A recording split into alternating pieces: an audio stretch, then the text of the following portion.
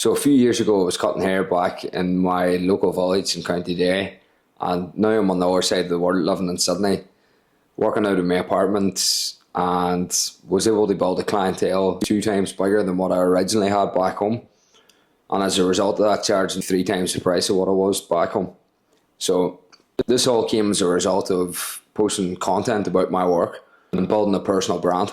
So before I jump on the why I'm actually doing this and why I'm making my first YouTube video, I'll just introduce myself very quickly. My name's Fintan O'Hara. I'm 29 years old and I'm from County Derry in Ireland. So I've been a barber for the last 10 years, and jump on to tell you how actually that came about. So I was actually an apprentice mechanic when I left school for 3 years and enjoyed it at the start. But then the company I was working with went bust and I had to get a job with a different company and I fucking hated it. So after 3 years I was like, right, this isn't for me. I want to do something a bit different. And around that time I was getting my hair cut by a lad around the same age as me, and he was opening up his first shop. The way he was cutting hair was very different from anybody else. At that time he was like well ahead of the time. I just asked him for a job. Got a job with him and worked along with him for about 6 years, became one of my best mates.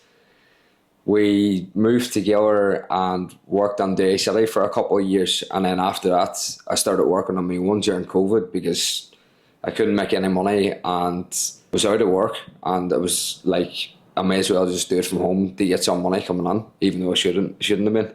So I started working from home. Around that same time, that's when I started actually making content to promote my business.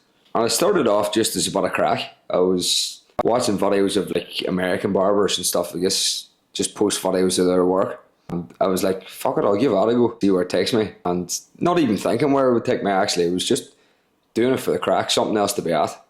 And very quick after that, I kind of realised that I was getting a lot of traction from it. And I was making TikToks and putting my voice on them. And I think that was attracting a lot of people around the local area. But there was a couple of days where I seen people actually travel up to 2 hours to get a haircut with me in the middle of nowhere.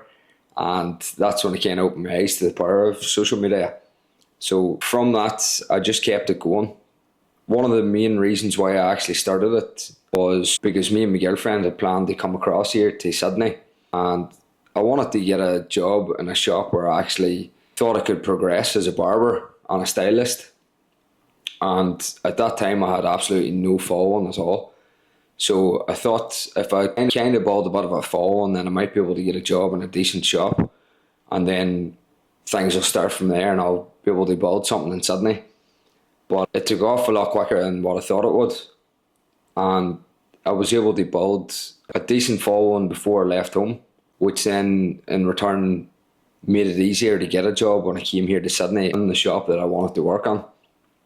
And from there, then I worked in that shop for roughly about a year, but then went with my own plan of working by myself, similar to what I was doing back home, because I saw how much I grew in a short space of time.